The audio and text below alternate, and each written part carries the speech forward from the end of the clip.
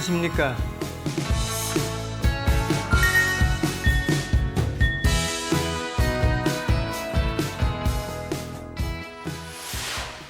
오늘은 정보와 의식에 대한 말씀을 하려고 하는데요.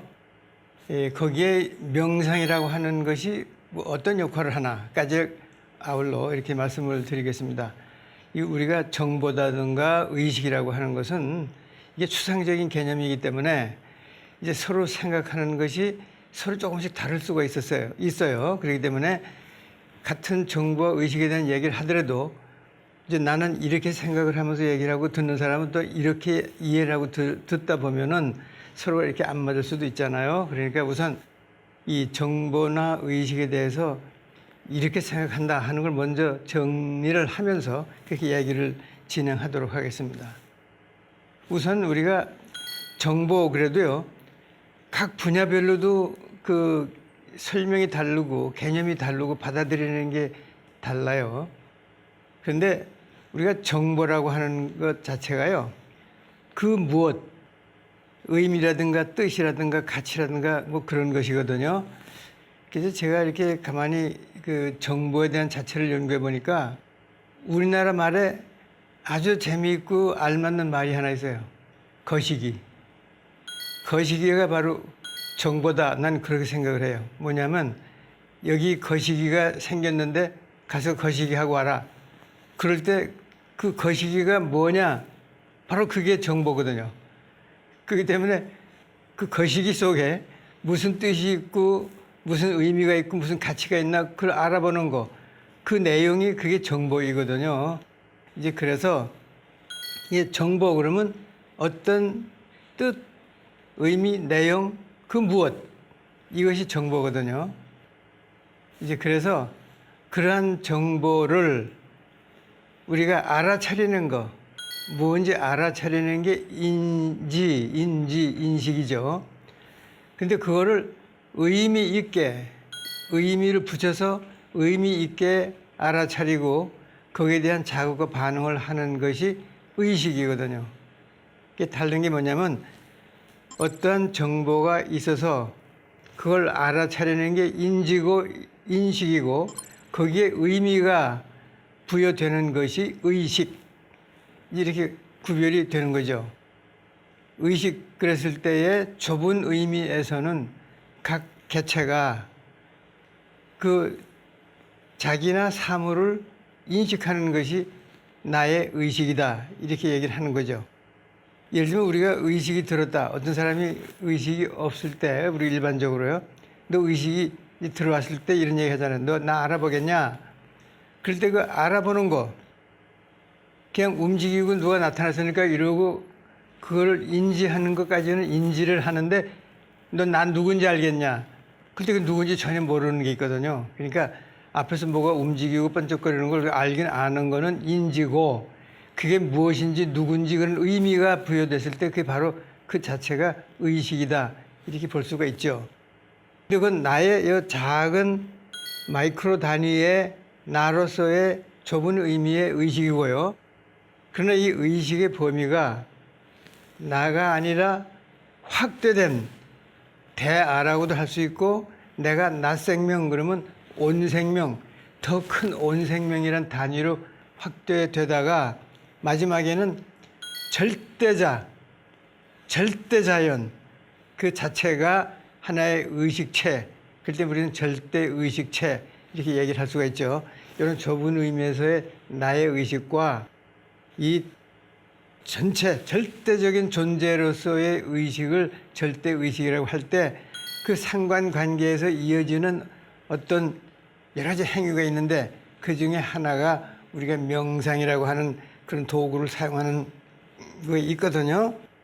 자, 우선 이미 말씀드린 대로 이 세상의 모든 사물은 변해요. 자극에 반응하고 그 반응이 또 자극이 돼서 또 반응을 하고 이것이 연속인데요. 이렇게 자극 반응의 그런 변화가 일정한 그런 그 조직화가 되고 시스템화가 된 것이 있는데 그것이 이제 그럴 때 뭐가 있다고 얘기를 하는 거예요. 존재라고 할 때는 바로 그런 시스템을 가진 조직화된 그 무엇, 이것을 우리가 있다고 하는 거죠. 근데 이런 것을 있다는 것을 아는 것이 인지이고 거기에 의미를 붙이는 게 의식이죠. 근데 의식 체계 중에서도 스스로를 영양하고 방위하고 자기를 복제할 수 있는 그 생식 능력이 있는 거를 생물체라고 그러고, 그럴 때 그런 생물이 가지는 의식, 그런 의식을 가진 생물체 이렇게 얘기를 할 수 있고, 그 중에서 우리 인간이 가장 발달된 이런 생물 의식체가 되는 거죠. 그래서 우리가 작은 마이크로 우주, 거기에 절대 또 의식체가 있어서 그 사이에 우리의 의식과 절대 의식과의 상관관계, 그 안에서 어떤 역할을 하는 도구 중에 하나가 이제 명상이라고 하는 도구가 들어가죠. 그런 거에 대해서 이제 말씀을 드리겠습니다. 자, 우선 이 세상의 모든 사물은 아무것도 아닌 무에서부터 생겼다. 근데 원래 무라고 하는 거는 우리가 있는 게 없는 거지, 원래 없는 거는 없다는 말도 없는 거예요.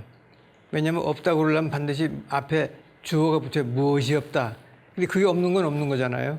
그러니까 있다 없다 하는 건, 없다 할 때는 있는 게 없는 거죠. 이제 그런 뜻에서 없는 데서, 무에서 유가 생기고 또 유가 무가 되고 하는 것을 되풀이한다는 그런 옛날의 가르침이 우리가 일시무시 일, 그렇게 연속되니까 일시무시 일시무시 이렇게 연속이 되는 거고, 또 과학에서도 무에서 이렇게 이런 원소 같은 것도 없던 것이 생겨난다. 이제 그래서 이 우주 자체도 아무것도 없던 그런 케이오스에서 빅뱅이라고 하는 그런 이벤트를 통해 가지고 이 우주가 생겨나고, 궁극적으로는 다시 그 우주도 다시 또 이렇게 거대한 블랙홀 속으로 다 들어가면서 아무것도 아닌 걸 다시 돼버렸다가 다시 그게 극하면 또 이제 우주가 생겨났다가 또 무가 되고 하는, 결국 일시무시일의 되풀이, 영원히. 결국 과학과 그런 철학이 맞물려 들어가는 가르침이죠.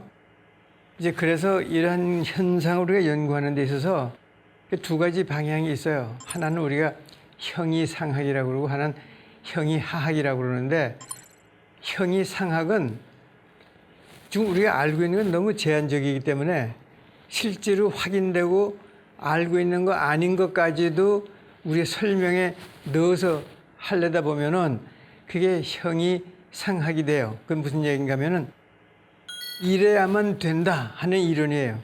그래서 영어로 말하면 it ought to be, 이래야만 된다. 그러니까 그 우주에 그런 절대적인 그런 존재가 뭐 있어야만 된다 하는 그런 전제, 이제 그것이 바로 형이상학적인, 그래서 이론이 아예 만들어져 있는 거예요, 체계가. 그러면서 그 안에 어떤 부분이 나중에 물적 증거로서 확인이 된다, 채워진다.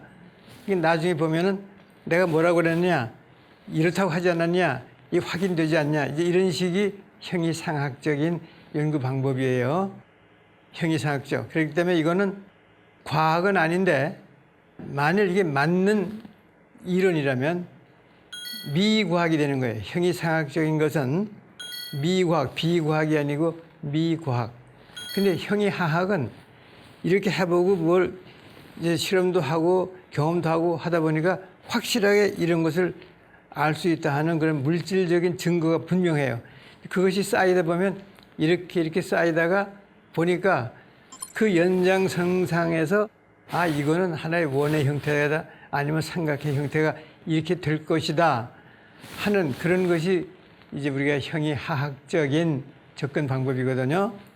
그래서 우리 몸과 마음, 심신도 형이상학적일 수밖에 없는 게, 이 물질적으로 보이지 않는 부분도 뭐 반은 우리 몸이 보이지 않는 그런 실체가 없는 그런 게 추상적인 존재가 우리 몸 안에 있거든요. 그러다 보니까 형이상학적인 심신 구조다 그러면 저렇게 그 육체적인 부분에 백, 기, 력, 형 이런 게 있고, 또 물질이 아닌 그런 추상적인 개념의 우리 부분이 정, 명, 영, 혼 이런 게 있거든요. 정신.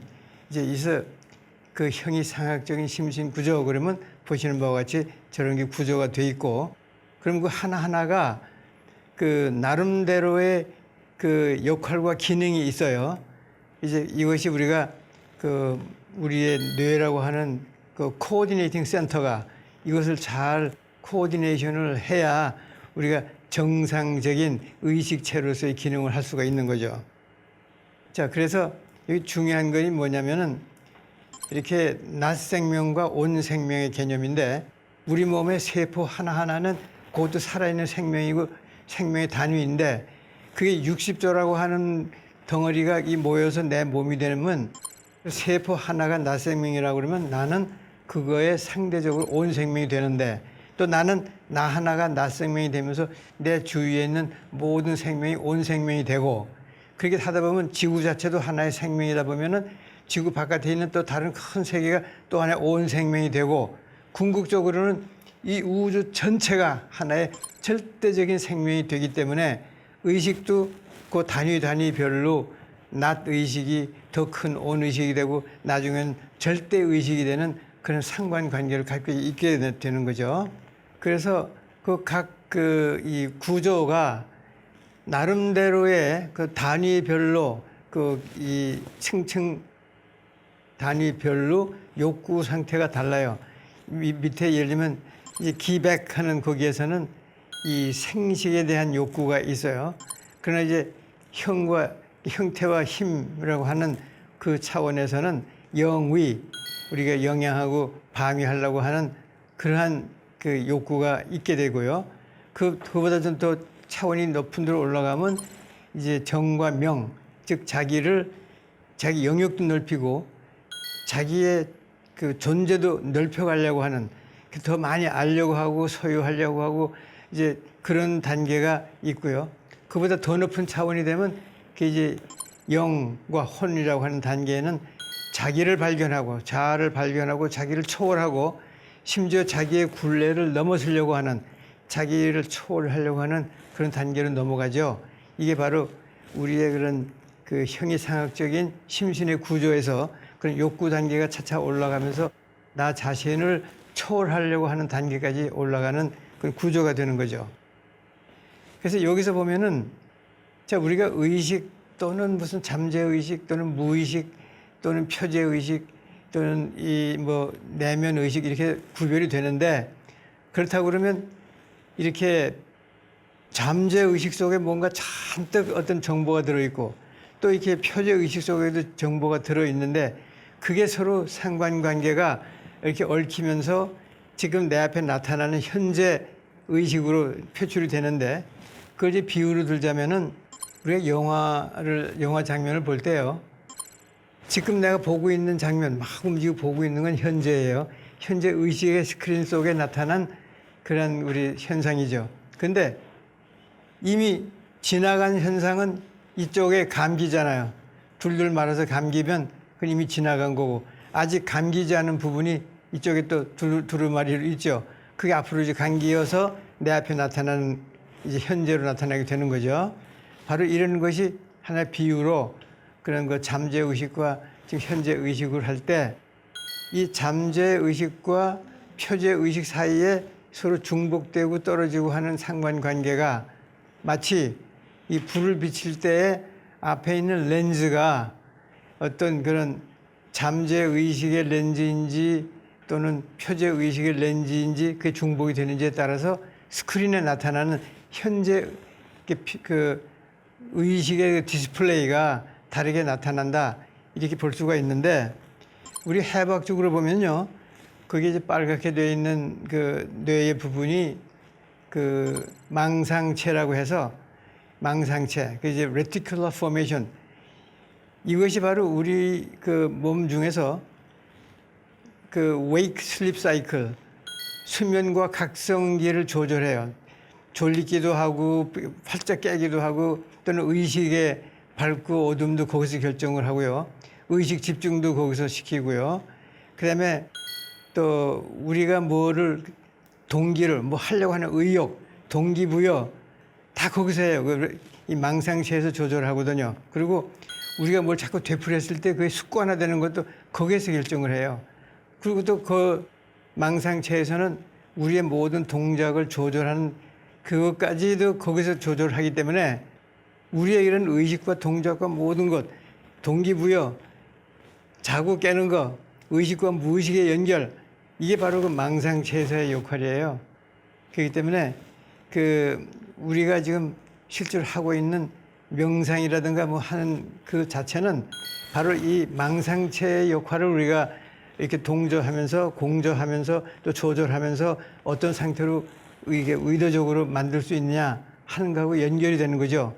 그럼 그걸 잘 조절할 때 의식 세계, 무의식 세계가 중복이 되거나 분리시키거나 이제 하면서 의식 세계 디스플레이 하는 거를 우리가 의식하고 하는 그런 것이 훈련도 되고 또 우리가 이용도 할 수 있는 그런 도구가 되는 겁니다.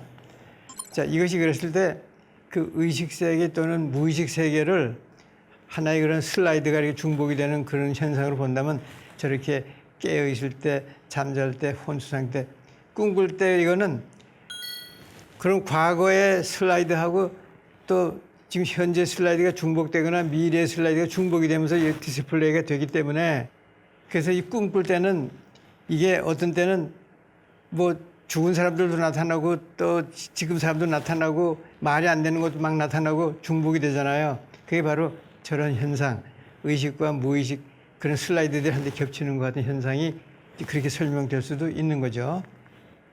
그래서 우리가 이렇게 뇌라고 하는 코오디네이팅 센터, 모든 것을 이렇게 코오디네이트 한다고 그러죠. 코오디네이팅 하는 그런 뇌가 우리가 가지고 있는 그런 심신의 구조를 전부 이렇게 조절을 해야 돼요.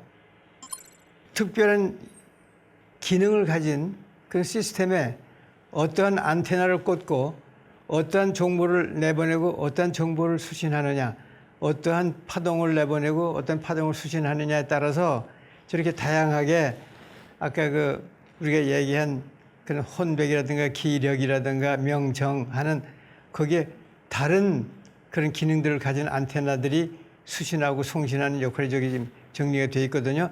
그거를 코디하는 것이 바로 우리의 뇌이고 그 뇌를 활용하는 이제 트레이닝이 우리가 이제 브레인 트레이닝이고 거기 사용하는 도구 중에 하나가 명상이 되는 거죠. 그래서 명상에 대한 걸 좀 이렇게 종합을 하면은 이 중요한 게 코디네이션 한다는 거는 모든 것을 한 군데 이렇게 종합을 모아서 잘 정리하고 그래야지 되는데 그러려고 그러면 이 모든 정보가 한 군데 이렇게 초점이 맞춰서 한 군데를 모아줘야지 되거든요. 그런데 모아야 되는 여러 가지 정보가 어디 흩어져 있는가 하면은 공간 속에 저 무한히 퍼져 있는 공간, 그다음 시간, 영원히 지나온 영원과 앞으로 올 영원 그게 다 흩어져 있고요. 또 이 흩어져 있는 우리 인간들 그 속에 다 흩어져 있고요. 또는 잠재의식과 또는 표제의식 속에 그 안에 정보들이 다 흩어져 있잖아요. 근데 그거를 한데 이렇게 몰라다 보니까 바로 집중하는 그 초점이 어디냐 하면은 이 공간적으로는 여기, 시간적으로는 지금, 인간적으로는 나. 근데 거기에 가장 중요한 게 뭐냐면 점점 좁혀서 가장 중요한 계속 변하는 것 중에 가장 그 중심에 와 있는 게 숨이에요, 숨. 우리의 호흡은 삶과 죽음을 연결하는 그거 호흡이죠. 의식과 무의식도 연결하는 게 숨이죠. 숨이 끊어지면 무의식과 유무의식의 경계가 끊어져 버려요. 그래서 그것도 그 중간에서 숨이. 그래서 이 시간적으로도 끊어져 버려요. 내가 그 숨이라는 게 끊어지면 여태까지의 영혼과 앞으로 올 영혼 사이에 이어지는 게 없어져 버려요. 그러니까 숨이라고 하는 것이 모든 것을 연결하는 중심에 있고 그게 순간이라고 하는 거죠. 순이라는 게 이게 숨 쉴 순이 눈 깜빡할 순인데 그게 이제 숨 쉬는 그런 그 순간을 말하는데 거기다가 의식을 집중. 의식을 집중하기 위해서는 아까 우리 그 해부학적으로 망상체, 레티큘러 포메이션이라고 하는 이제 그것이 이제 어떻게 그 집중될 때는 바로 저 포커스 제로에 맞는 현상이 생기면서 이게 바로 영원과 무궁과 이 모든 인간 이 중심에서 의식과 무의식, 심지어 이승과 저승의 중간까지 고점에 있으면서 그 우리가 지금 추구하고 있는 나의 자그마한 마이크로 의식과 절대적인 그 절대 의식과가 튜닝이 된다고 그러죠. 조율이 돼서 하나로 연결이 되는, 마치 이 주위에 있는 그런 그 TV나 라디오 전파가 이 TV 전파하고 사이클이 맞을 때 그 정보가 들어와서 그림이 되고 이 뭐 소리가 되는 것처럼 이런 절대 의식의 파장 때도 이렇게 사이클이 맞을 땐 그 절대 의식의 에너지가 나한테 들어와서 이제 그가 내 안에 내가 그 안에 되는 관계, 하나가 되는 관계, 이게 바로 이 낮 의식과 절대 의식이 하나로 뭉치는 거고, 그렇게 하는데 효율적인 방법이 명상이고, 그 명상은 우리가 훈련을 통해서, 특히 뇌의 훈련을 통해서 그런 상태를 만들 수가 있는 거죠. 그래서 오늘은 이 정보와 의식, 낮 의식과 절대 의식, 그리고 명상에 관해서 알아봤습니다. 감사합니다.